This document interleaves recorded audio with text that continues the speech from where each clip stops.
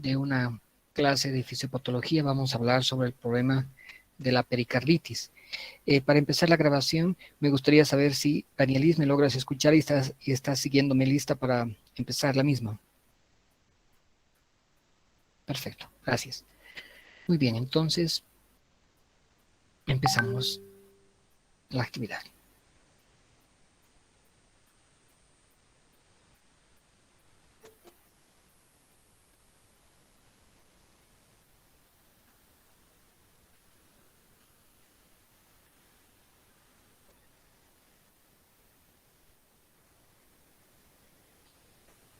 Bueno, en primer lugar, quiero agradecerles a todos por acompañarme en esta grabación.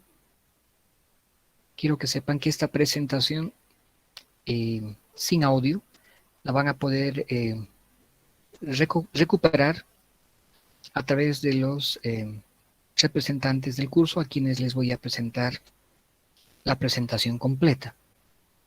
Entonces, lo que vamos a hacer en esta oportunidad es simplemente revisar algunos componentes centrales de esta presentación que necesitan una explicación puntual, puesto que la mayor parte de la presentación es explicativa por sí misma. Entonces, en esta presentación lo que vamos a hacer es diferenciar los eventos centrales para comprender qué marca la diferencia entre pericarditis, derrame pericárdico y el taponamiento cardíaco. Vamos a identificar las causas más frecuentes, describir las manifestaciones clínicas, buscando algunas estrategias de aprendizaje, los mecanismos que las generan, los exámenes complementarios y una revisión muy breve sobre el tratamiento. Recuerden que en fisiopatología lo que fundamentalmente nos interesan es por qué ocurren las cosas, por qué se presentan los síntomas, por qué se descompensa el organismo. Es decir, lo que nos interesa fundamentalmente son los mecanismos y las explicaciones, que es lo que vamos a tratar de hacer en esta oportunidad. Entonces, en la presentación, ustedes tienen elementos de la epidemiología que van a poder revisar con mucho detalle. Aquí solamente me limitaré a decir la gran importancia que tienen los virus en la pericarditis y en países en vías de desarrollo como el nuestro, la tuberculosis. Así que van a poder revisar con calma estos aspectos. Tienen también en la presentación algunos ejercicios de autoevaluación, donde ustedes van a poder revisar cada una de estas preguntas, hacer una autoevaluación interior y a medida que vayan continuando con la presentación, encontrarán las respuestas a cada una de estas. Como ustedes verán, el formato es muy parecido al de un examen. Entonces, con aspectos centrales, tienen estos ejercicios de evaluación. Bien, acá será importante partir sobre lo siguiente, para entender claramente cada variante del compromiso pericárdico. Cuando hablamos de una pericarditis, nos referimos básicamente a un proceso inflamatorio del pericardio. Este es el evento central. No se olviden que todo lo que implica itis es inflamación. En este caso, entonces, estaríamos hablando de un proceso inflamatorio del pericardio que es posible que se asocie a algún leve componente de derrame. Pero el evento central es el proceso inflamatorio del pericardio. La etiología de la pericarditis la podríamos clasificar de un modo general en 4 grupos: idiopática, la inflamación, las causas relacionadas con las neoplasias y algunos problemas congénitos. De estos 4 grupos de patologías, la más importante es la causa idiopática, en alrededor del 85% de los casos. La pericarditis, como otras enfermedades, se divide en una fase aguda y una crónica. La pericarditis inflamatoria aguda dura menos de 2 semanas de evolución y la crónica 2 o más semanas de evolución. Ahora bien, si la inflamación es un grupo de enfermedades que podrían causar pericarditis, es importante comprender que estos trastornos pueden derivarse de otra estructura del corazón o de estructuras circundantes. Bien, entonces, ¿cuáles son estas enfermedades inflamatorias? Podrían ser causas infecciosas, de las cuales una de las más importantes es la causa viral. Básicamente, los enterovirus tienen un rol muy importante y en nuestro medio, dentro de las causas bacterianas, la tuberculosis es un aspecto muy importante.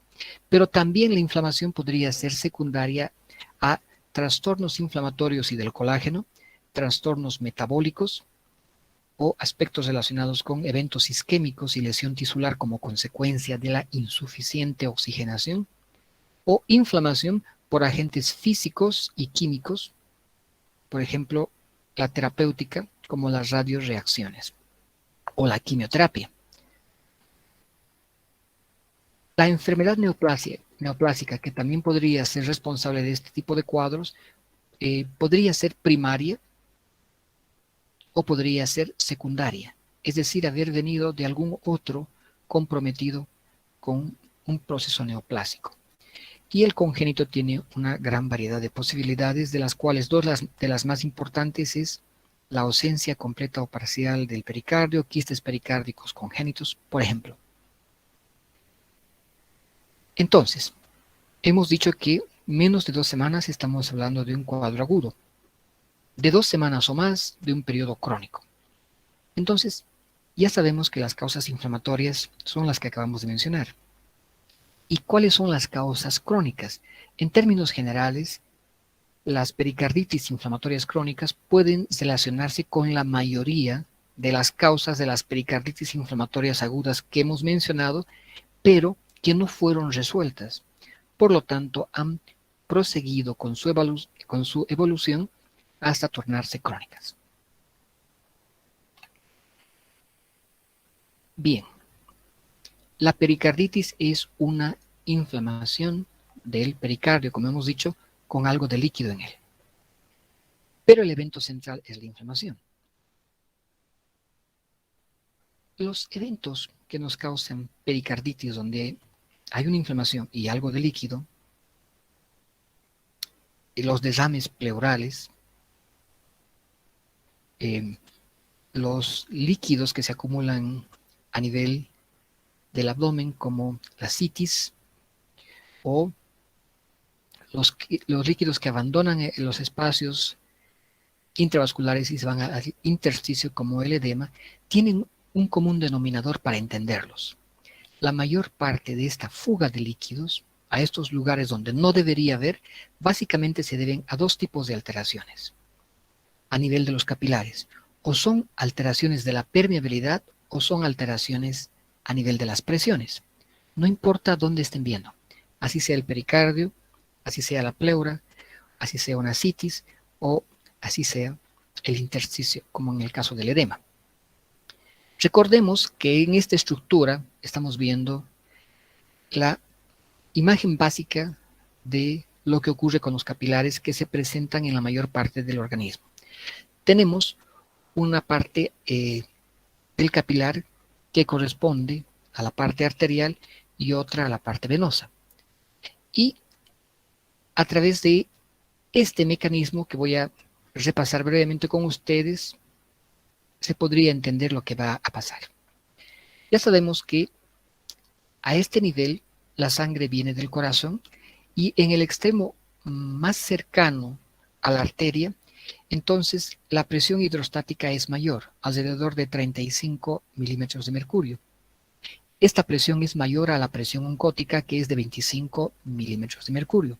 Como consecuencia de esta presión hidrostática que es generada por el bombeo del corazón, el agua sale del capilar.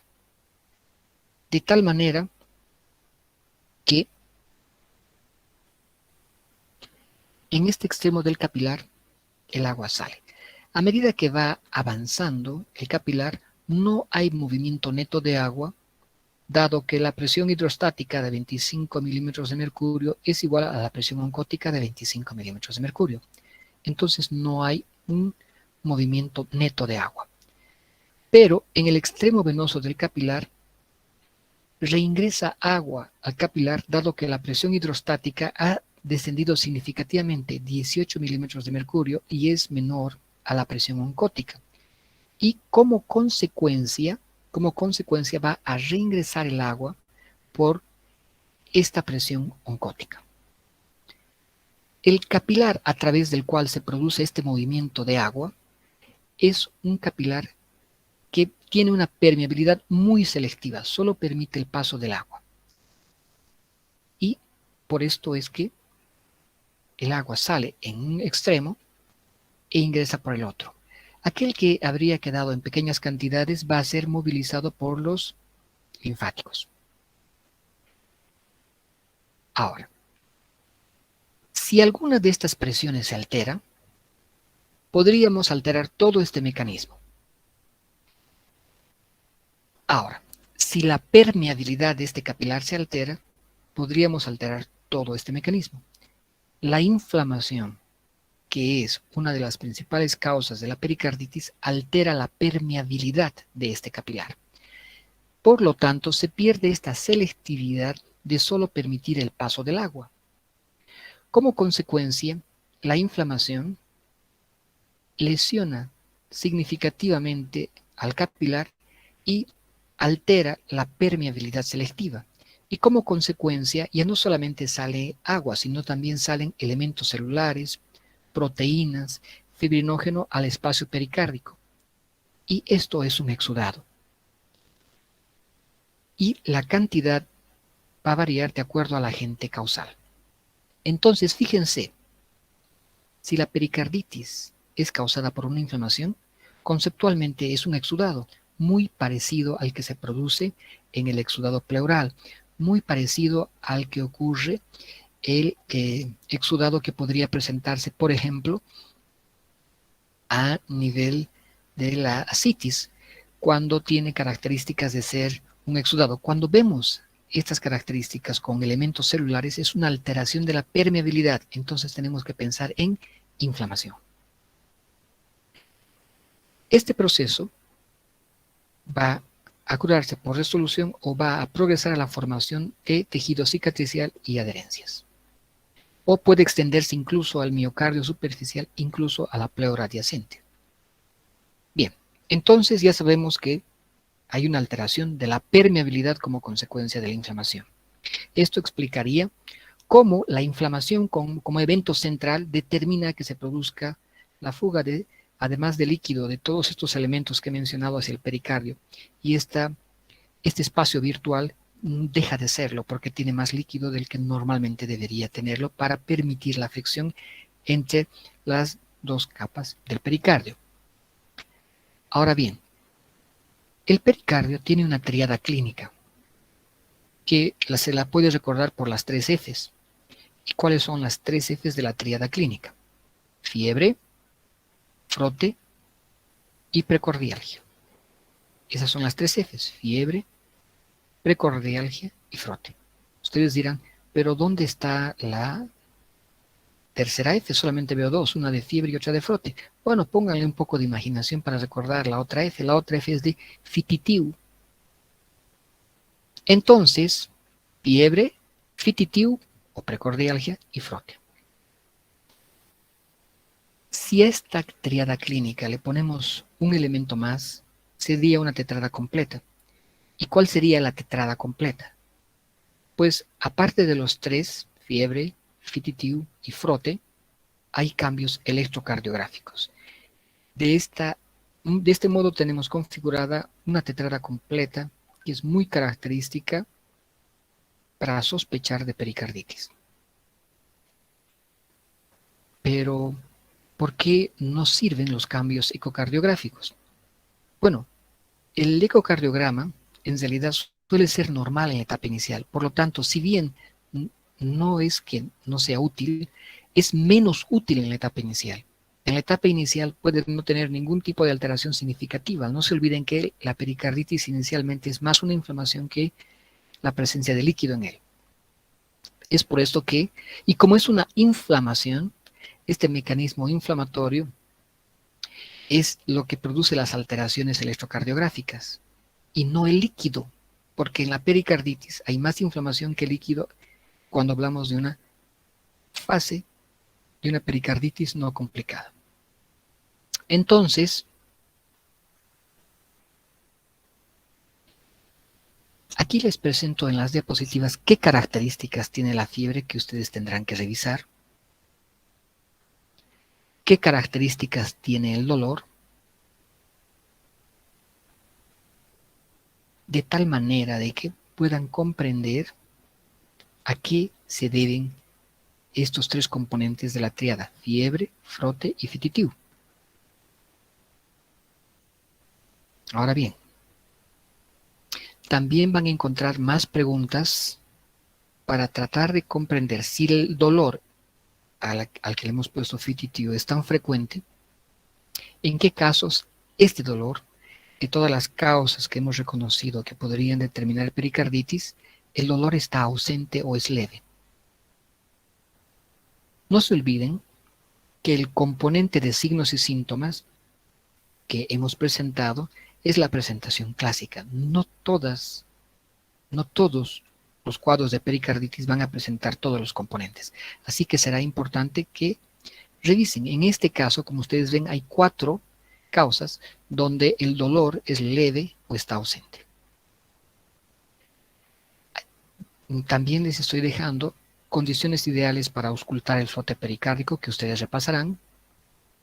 Y les voy a recordar que los signos patognomónicos en medicina son muy pequeños. Uno de ellos, sin embargo, es el frote pericárdico. Cuando tenemos un frote pericárdico, el detectarlo, es uno de los pocos signos patognomónicos que existen en medicina, y en este caso en particular, es el de la pericarditis. Van a tener una explicación de a qué se deben los 3 componentes que se auscultan en el frote, que ustedes los van a revisar. Y también van a tener una descripción de las alteraciones electrocardiográficas que hemos dicho que es el 4.º componente de la tetrada: fiebre, frote, y tenemos las alteraciones electrocardiogramas, ¿no es cierto? Fiebre, frote, dolor y alteraciones electrocardiográficas. Entonces, en estas alteraciones electrocardiográficas les estoy mostrando lo que van a encontrar en la fase 1 para que lo revisen individualmente. La fase 2, qué alteraciones se ven en el electrocardiograma. La fase 3 y la fase 4. Por lo tanto, van a poder revisar las veces que quieran porque van a tener la presentación íntegra que se las voy a enviar. Sin embargo, será importante reconocer que estas alteraciones, si la pregunta fueran, se presentan siempre estas características alteraciones que acabo de mostrarles, pues la respuesta es no. No siempre están presentes, pero son frecuentes. Y su variabilidad dependerá también de la patología que está causando la pericarditis. En algunas se presentan todos los componentes y en algunas solamente se presentan algunos de estos componentes. Y les estoy haciendo también una invitación a pensar en cuál de estas pericarditis inflamatorias no se producen estos cambios. Cuando ustedes revisen esta pericarditis, se activará la respuesta correcta. Después, he elaborado también algunas diapositivas que sirven para ver cómo podrían orientarse en el diagnóstico diferencial de lo que se refiere a las alteraciones electrocardiográficas. En las pericarditis, por ejemplo, las alteraciones electrocardiográficas observadas que ustedes van a estudiar en las diferentes fases, que también ustedes las van a repasar, tienden a ser uniformes. ¿Qué quiere decir esto? Que se encuentran en la mayoría de las derivaciones. Y en todas las derivaciones aparecen con las mismas características. Esta es una particularidad de las alteraciones electrocardiográficas que ustedes tienen que estudiar. Y esto es importante comprender por qué ocurre esto, que es clave para diferenciar de otras patologías. Bueno, la respuesta es muy simple. El pericardio cubre todo el corazón. Y si hablamos de una inflamación, la inflamación tiende a ser generalizada o abarcar un gran componente del pericardio. Y es por eso que las alteraciones electrocardiográficas tienden a ser generalizadas. Cosa distinta que ocurre, por ejemplo, cuando hablamos de un síndrome coronario agudo, que vamos a estudiar en fisiopatología, donde los cambios electrocardiográficos son específicos de la cara lesionada por el evento isquémico. Por ejemplo, si es la cara lateral, serán precordiales izquierdas. Si la lesión es en la cara inferior, verán en D2 y en ABF. Y en la pericarditis, como hemos dicho, se ven en la mayor parte de las derivaciones las mismas alteraciones. En el infarto, que es un cuadro mucho más grave, pueden coexistir varias alteraciones. Por ejemplo, en una alteración van a haber elevación, en otra van a haber depresión del segmento ST. En algunas alteraciones van a haber cambios del QRS, en otras desarrollo de la onda Q, en otras inversión de la onda T. Y repito, como el pericardio en la inflamación tiende a comprometer la mayor parte del pericardio, las lesiones son las mismas y tienden a ser uniformes, a diferencia de estas dos patologías que son elementos centrales para comprender en el diagnóstico diferencial. Otro aspecto que podría ser útil para orientarse es que la elevación del segmento ST que se produce en la pericarditis y en la miocarditis puede ser cóncava, en cambio en el infarto es convexa. ¿A qué se refiere esto? Fíjense ustedes que aquí tenemos una alteración del segmento ST y esta es convexa en el infarto, pero tiende a ser cóncava en la miocarditis y en la pericarditis. Aquí se puede ver mucho más claramente cómo se produce esta convexidad en el infarto. Podríamos poner dibujos animados para que sea más fácil recordar. Fíjense ustedes cómo en la miocarditis y en la pericarditis la elevación de la ST tiende a ser cóncava. Y podríamos recordar con la figura de una carita sonriente para recordar estas alteraciones. En cambio, en el infarto, que es más grave, la elevación del segmento ST tiende a ser convexa. Y si le ponemos una carita, pues no es una carita feliz, sino es una carita triste porque es una lesión mucho más grave, si de algo sirve para recordar esta información. Entonces, si la pericarditis produce alteraciones, estas alteraciones tienden a ser uniformes, tienden a presentarse en la mayor parte de las derivaciones. Hay algunas excepciones y están en la presentación para que las estudien. Por lógica, la pericarditis tendrá que hacerse el diagnóstico diferencial con otras patologías que producen alteraciones, las que acabamos de mencionar. El síndrome coronario, el infarto agudo o otras alteraciones como alteraciones de la repolarización precoz. Si la pericarditis es una inflamación, me voy a orientar por las 3 Fs: fiebre, frote, fititivo. ¿Qué más? Alteraciones electrocardiográficas. De acuerdo. Voy a estudiar cada uno de estos componentes para ver cómo es la fiebre, cómo es el frote, en fin, que están en esta presentación. Pero si es una inflamación, tendrían que haber otros exámenes de laboratorio que podrían ayudarme. Entonces, básicamente, es importante recordar que si tienen una inflamación, tienen que buscar alteraciones laboratoriales de inflamación. En el caso de un hemograma, por ejemplo, podrían encontrar un aumento del recuento leucocitario, una leucocitosis. Y si la inflamación es importante y es infecciosa, este recuento leucocitario también se acompañaría de una desviación a la izquierda. Es decir, no solamente estarían aumentados los leucocitos, sino también en el diferencial los polimorfonucleares. También se podría encontrar datos de que hay un proceso inflamatorio atacando nuestro pericardio si buscamos reactantes de fase aguda. Ejemplo, el PCR, que estaría muy elevado. Entonces, es cierto que el diagnóstico se basa en manifestaciones clínicas, las 3 Fs: fiebre, frote, fititud y alteraciones electrocardiográficas.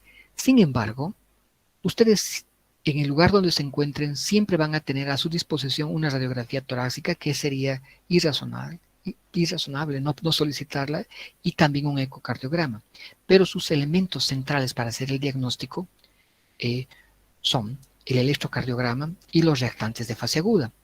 La radiografía de tórax es lo primero que ustedes van a disponer, antes probablemente que el mismo electro y la eco, pero es lo primero que van a disponer en sus laboratorios. Y la radiografía de tórax, si bien no me sirve para diagnosticar pericarditis, me permitirá para hacer el diagnóstico diferencial de otros cuadros, como por ejemplo los pulmonares.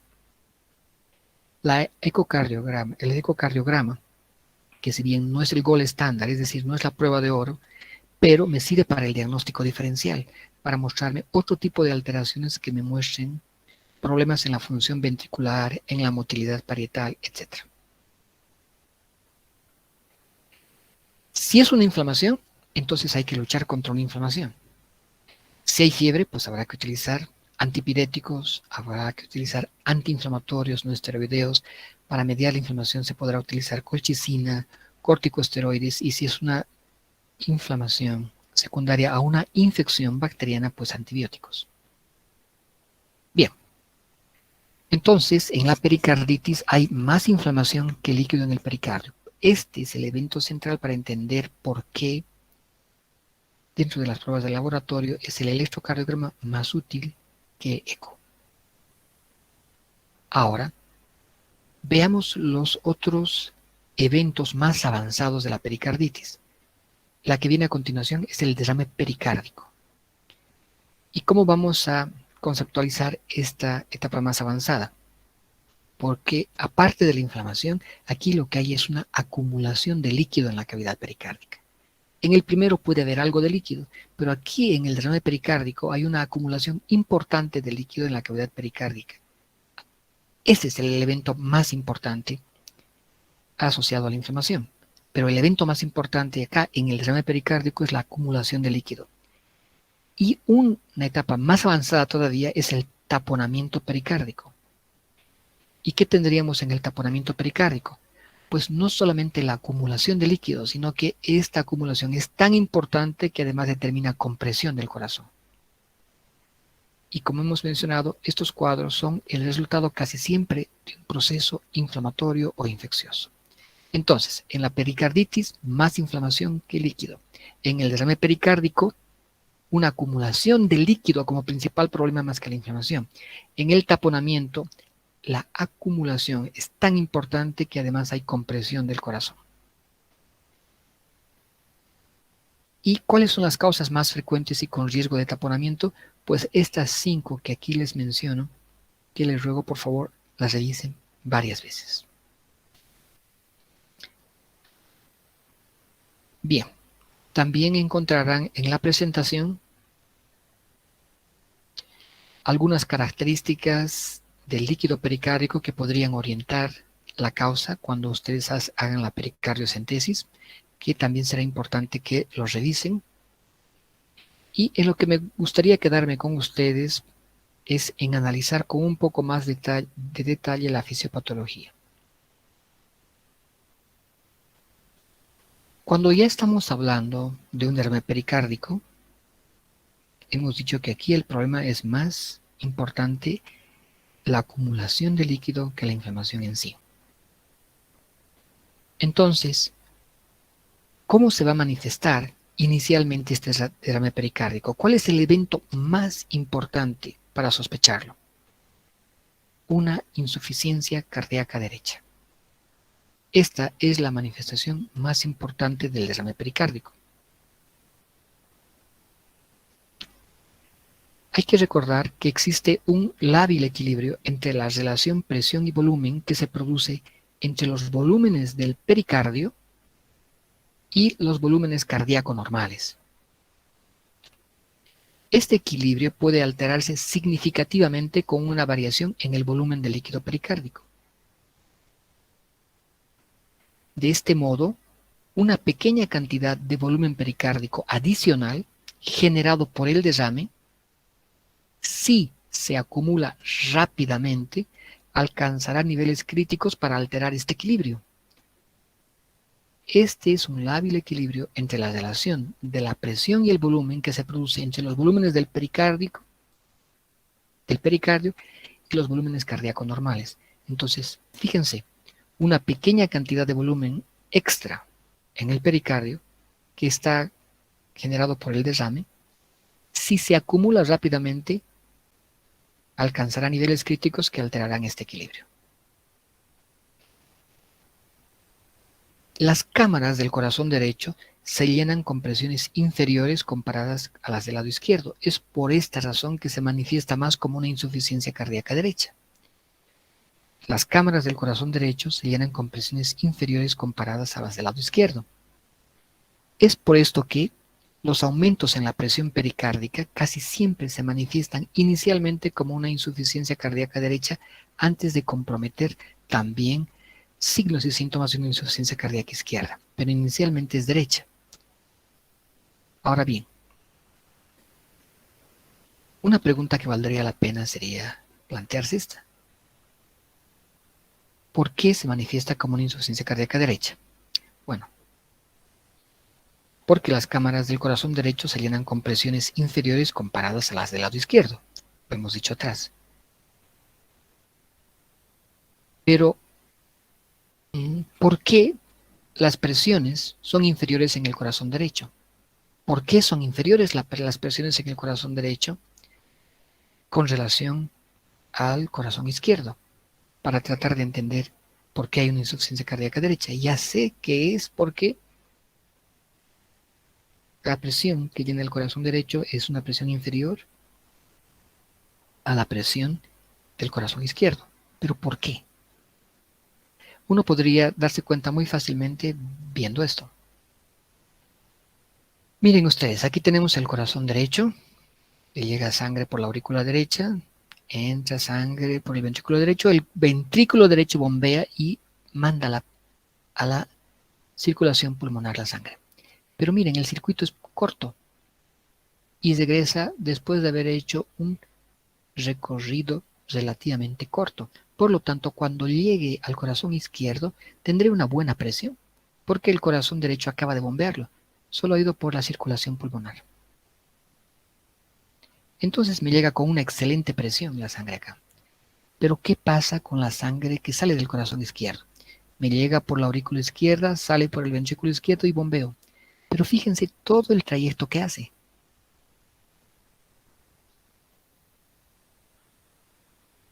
Y este trayecto, por supuesto, va a ir de retorno y cuando llegue al corazón derecho, pues no va a llegar con la misma fuerza que le llega la del corazón izquierdo, porque el trayecto que ha recorrido es mucho más grande. Entonces la presión con la que llega es menor, porque el corazón ha bombeado acá y ha tenido que recorrer todo esto antes de llegar acá. En cambio, en el corazón derecho, el trayecto es corto, por lo tanto me va a llegar con una mejor presión al corazón izquierdo. Ya, esto ya me da alguna idea para comprender el asunto. Entonces, necesito más elementos para entender por qué hay una insuficiencia cardíaca derecha. Tendríamos que echarle una mirada a qué pasarán en las cámaras derecha cuando el derrame se convierta ya en la siguiente etapa, que se convierte en un taponamiento. Cuando se convierte en un taponamiento. No se olviden que en el taponamiento no solamente hay acumulación de líquido, también hay compresión. Si se acuerdo esto, ya sé cuál es la respuesta a esta pregunta. Colapsarán al recibir menos volumen. La aurícula derecha, al no recibir volumen durante la sístole, colapsará por el aumento de la presión pericárdica. El ventrículo derecho, al no recibir volumen durante la diástole, colapsará por el aumento de la presión pericárdica. Entonces la pregunta lógica sería, ok, entonces ¿con qué examen complementario evidenciaré este desequilibrio con el consecuente colapso de las cámaras derechas. Pues con un procedimiento que se utiliza fundamentalmente para el análisis del movimiento. ¿Ya? Pero ¿cuál es ese? Un ecocardiograma, una ecocardiografía Doppler. Entonces, el corazón se comprime por la acumulación significativa de líquido, pus o sangre en el saco pericárdico. ¿De acuerdo? Se eleva la presión intracardíaca alterando el equilibrio entre la relación presión-volumen pericárdico y cardíaco. Se dificulta cada vez más el llenado ventricular derecho y no tanto el izquierdo, porque el derecho, para vencer la fuerza, tiene menos fuerza que el izquierdo, que tiene más fuerza. Acabo de explicarlo. Esto ocasiona el descenso del volumen por latido y el gasto cardíaco.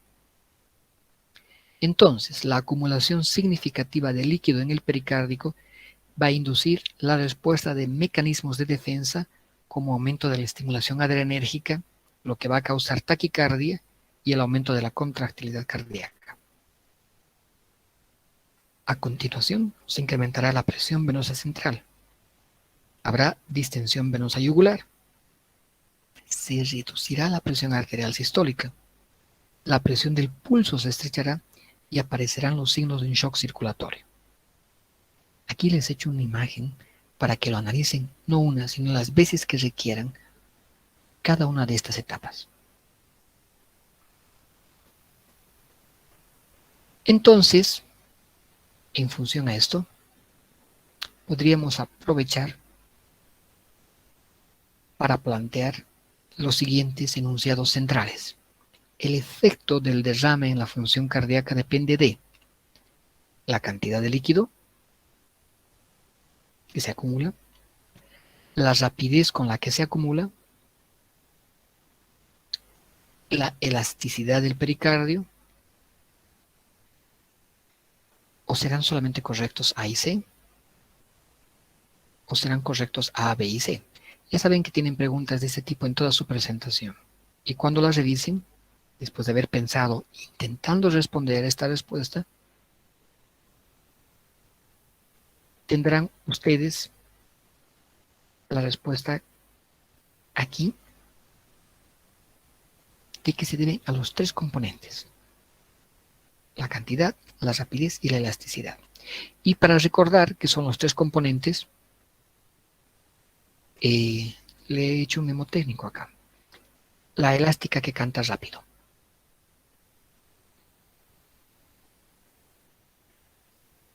Aquí vamos a arreglar esto.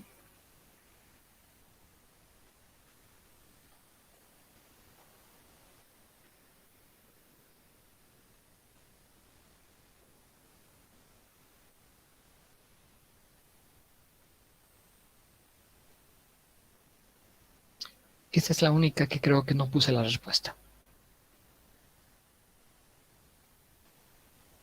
Entonces, el efecto del derrame en la función cardíaca depende de los tres: la cantidad de líquido, la rapidez con la que se acumula y la elasticidad del pericárdico. Y les he puesto un mnemotécnico ahí para recordar. La elástica y canta rápido. Pero hay algo muy importante que mencionar acá. Entre la cantidad de líquido y la rapidez con la que se acumula, la variable más importante es la rapidez con la que se acumula. Fíjense cómo, cuando los eventos se producen muy rápidamente, desequilibran al organismo. Lo hemos visto cuando hemos estudiado la desnutrición. Cómo, cuando la desnutrición se genera rápidamente, desequilibra rápidamente el organismo y no le da tiempo al organismo en la adaptación, como ocurre en la desnutrición crónica. Lo mismo es con la anemia. La anemia aguda es mucho más grave en sus manifestaciones clínicas que la anemia crónica. Otra vez más acá. Entre la cantidad de líquido y la rapidez con la que se acumula, la variable más importante es la rapidez con la que se acumula. Bien. Aquí les pongo, si la otra variable es la elasticidad del pericardio, ¿qué podría alterar esta elasticidad? Entonces se los dejo para que lo estudien y me gustaría nada más quedarme con algunas recomendaciones acá de nuestro amigo Einstein. Primero, los desmámenes pericárdicos pequeños de instalación gradual pueden mantenerse asintomáticos si el pericardio está normal. Los desmanes pericárdicos pequeños, incluso de 200 ml, pueden causar manifestaciones clínicas si se desarrollan rápido, aún con pericardio normal. Un desame pericárdico pequeño de instalación gradual puede dar síntomas si el pericardio está engrosado. Un desame grande o voluminoso, pero que se desarrolla despacio, puede causar pocos o ningún síntoma siempre y cuando el pericardio puede estirarse. Como ustedes verán, ya sé cuáles son las variables que explican la clínica. Y aquí nada más he hecho un ejemplo de cada una de estas variables, cómo juegan en este tablero de ajedrez para descompensar. Por favor, revísenlo las veces que necesiten. Entonces, recuerden que no todo depende de la cantidad de líquido, sino también de la rapidez con la que se produce y de la capacidad elástica del pericardio. Y les puse este mnemotécnico, ¿no? La elástica que canta rápido. Bien. Aquí les doy información sobre datos que van a encontrar en esta presentación. Las diferencias entre emergencia y urgencia, y si sé esta definición, pues voy a poder comprender en qué condiciones podría tener una emergencia y una urgencia en un desmame pericárdico, que también les pido por favor que lo revisen.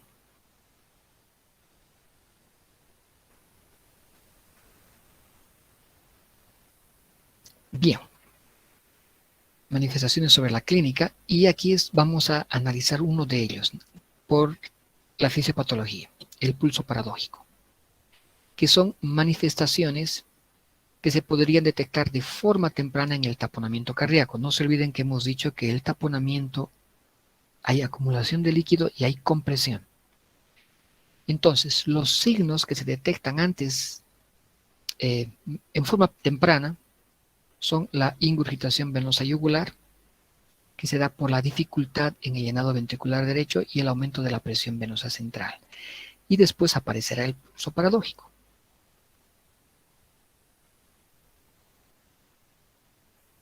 Entonces, el diagnóstico clave del taponamiento cardíaco es el pulso paradójico.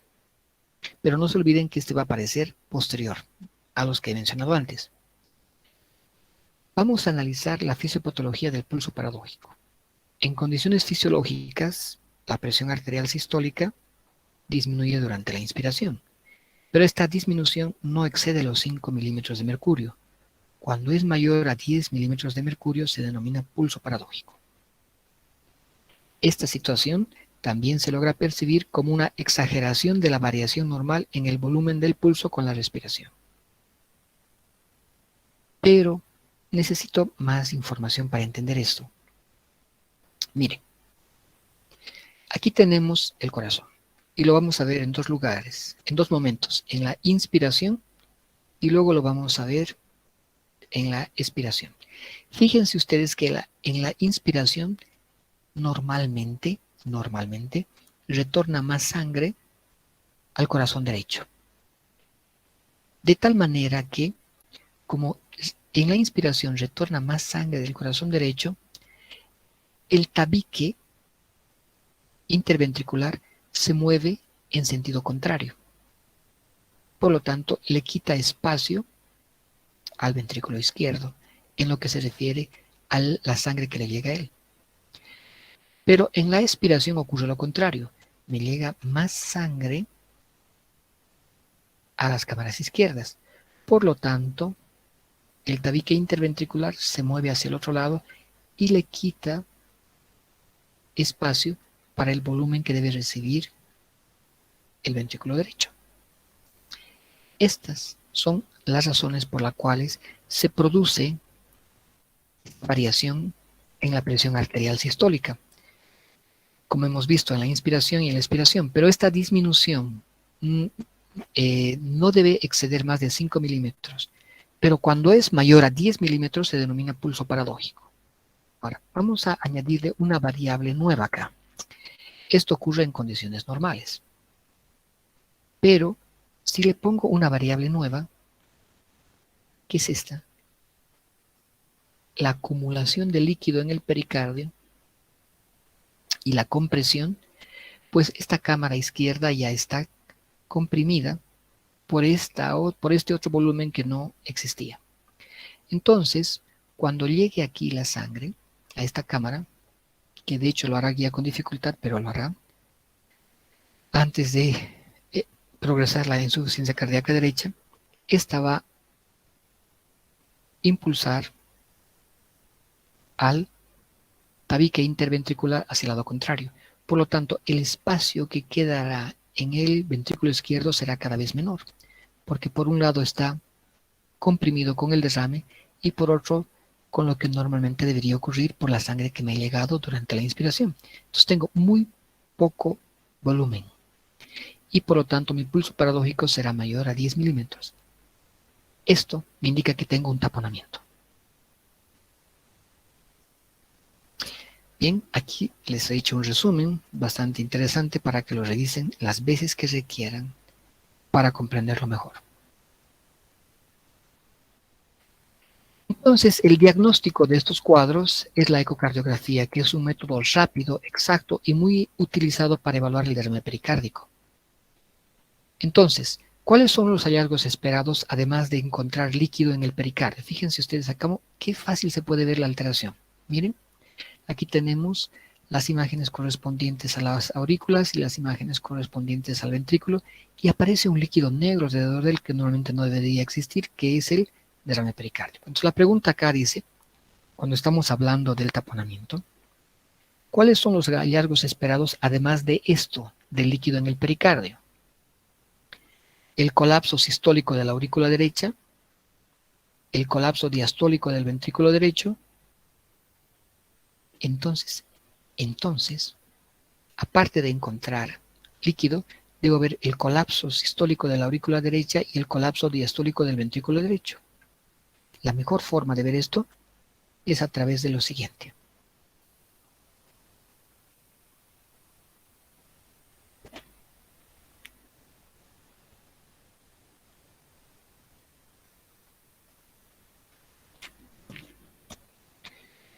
¿Pueden ver el video?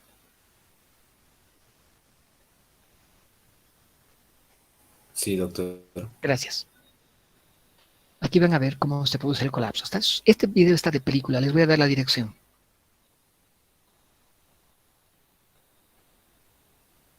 Vamos a ver un taponamiento.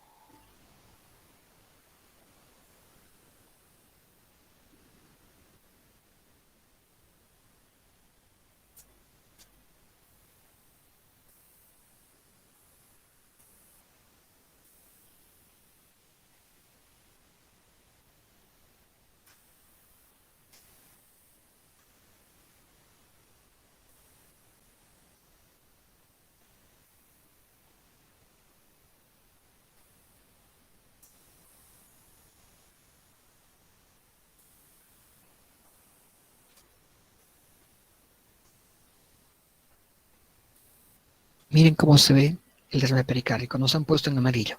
Veamos una vez más sin el color. Ahí tienen el derrame.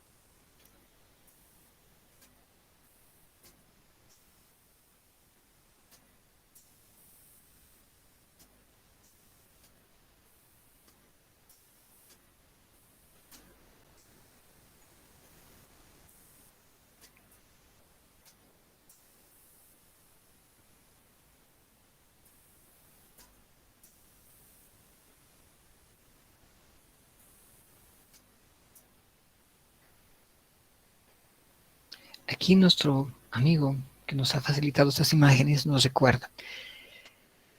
Dado que el derrame de escasa cantidad puede producir mucha mayor repercusión, pero siempre y cuando haya aparecido rápidamente.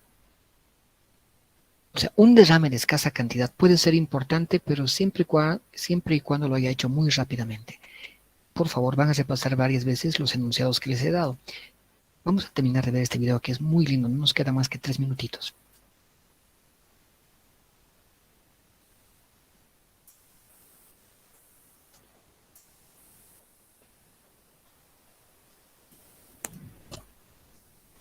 En el taponamiento, no se olviden, tienen que haber colapso, compresión. Entonces tenemos que buscar si hay colapso de aurícula y colapso de ventrículo por la baja presión.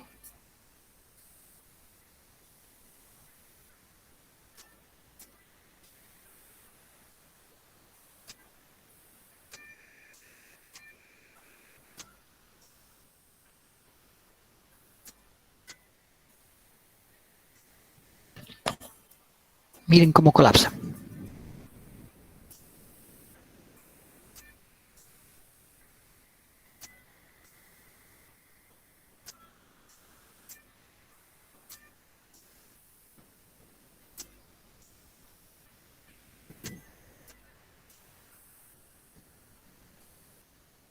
Mientras este corazón se mantiene estable, miren cómo este colapsa.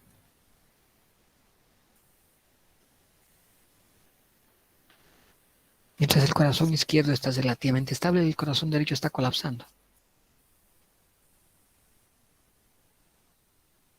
Y este todavía no se compromete mucho.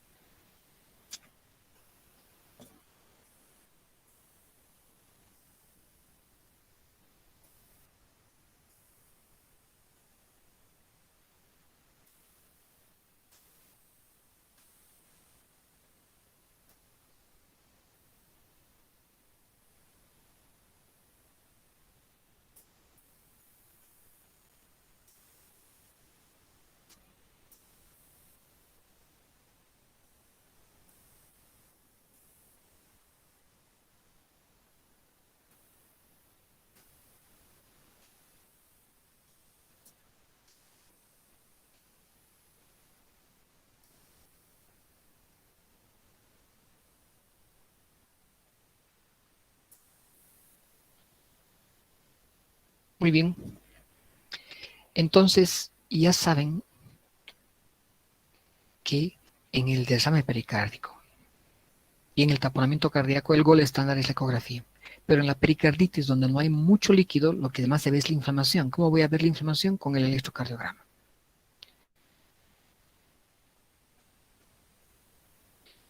Entonces, en esta patología, el taponamiento cardíaco, el electrocardiograma no es muy útil porque revela cambios inespecíficos.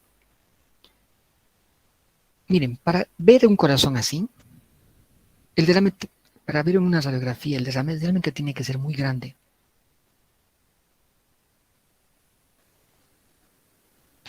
Ahora, hay que aprender a diferenciar de otras formas de pericarditis.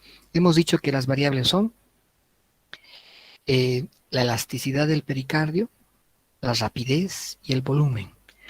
Entonces, si la elasticidad del pericardio es tan importante, ¿qué cosas me podrían alterar el pericardio? Pues ya les he mencionado varias patologías adelante. ¿Qué pasa cuando hay una importante compresión del pericardio que se llama pericarditis constrictiva? Bueno, aquí les planteo en breves diapositivas lo que ocurre en este cuadro.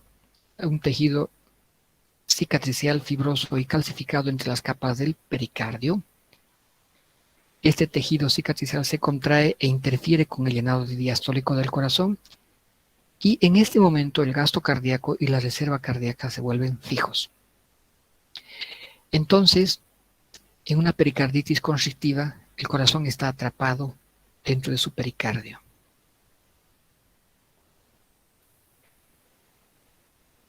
Si esta fuera una pregunta, ¿y cuál es la característica fisiopatológica de la pericarditis constrictiva? La igualación de las presiones telediastólicas en las 4 cámaras cardíacas, porque todo está comprimido. Ahora bien, esta es una pregunta que no deja de ser interesante. ¿De qué sospecha cuando los parámetros hemodinámicos no se estabilizan después de una pericardiocentesis? Es decir, si tengo un derrame pericárdico, le saco el líquido con una pericardiocentesis, pero pese a haber hecho este procedimiento, los parámetros hemodinámicos no se estabilizan. ¿En qué tendría que pensar? Bueno, hay que pensar en un taponamiento por derrame y constricción, porque si solamente hubiera sido el derrame, el cuadro hubiera sido solucionado o por lo menos mejorado con la pericardiocentesis. Pero si además hay constricción del pericardio y no hay una significativa mejoría, estamos hablando de una pericarditis constrictiva. Las causas acá también pueden ser idiopáticas, cáncer, radiación y tuberculosis. Este es el signo de Kussmaul, que es la distensión de las venas yugulares durante la inspiración y está causada por la incapacidad de la distensión de la aurícula derecha, que está encerrada en el pericardio rígido, que le impide adaptarse al aumento del retorno venoso que ocurre durante la inspiración. ¿Cómo diagnosticamos una pericarditis constrictiva? Con una radiografía de tórax. ¿Por qué con la radiografía? Porque se ve la calcificación. La ecocardiografía Doppler y transesofágica también nos ayuda. ¿Y qué pasa si no solamente es el pericardio, sino también el miocardio el que está afectado? Y es una patología más compleja. ¿Qué hago en esos casos? Entonces hay que hacer una ecocardiografía Doppler, hay que hacer un cateterismo cardíaco, hay que hacer una tomografía y hay que hacer una resonancia magnética. Miren cómo se puede ver la calcificación cuando es una pericarditis constrictiva. Eso también se puede ver en una placa radiográfica. Esta, por supuesto, es una imagen más completa de una resonancia magnética. El tratamiento en estos casos es una pericardiectomía.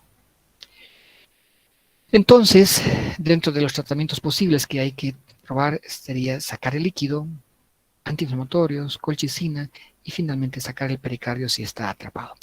Bien, voy a adjuntar acá la dirección del video que les he mostrado. No se olviden que este video va a estar grabado en nuestra plataforma, pero la presentación completa también, solo que no tendrá el audio que lo hemos empleado ahora para aclarar algunos elementos de la presentación. Agradecerles a todos por su presencia en esta actividad y ahora escucharemos a los estudiantes el día viernes en nuestro seminario y discutiremos nuestros casos clínicos. Que pasen un tiempo estudiando el corazón y su pericardio. Hasta pronto. Muchas gracias, doctor.